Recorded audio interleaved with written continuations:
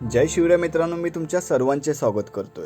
आपण पाहतोय महाराजांनी विजापूरच्या दुसऱ्या सरदाराचा पराभव कसा केला। मागील भागात पाहिलं की अफजल खानाच्या वधाचा संदेश सिद्दी जोहरला कळल्यानंतरला त्यांनी काय केलं। चॅनलवर नवीन असाल आणि महाराजांचा इतिहास पाहायचा असेल तर चॅनलला सबस्क्राइब करून नक्कीच घ्या। महाराजांनी तयारी केलेली सिद्दी जोहर बरोबर युद्ध करण्याची, परंतु त्यावेळी पन्हाळा हाती येण्याचा सुमारे दिसल्यावरून ते तिकडे वळले।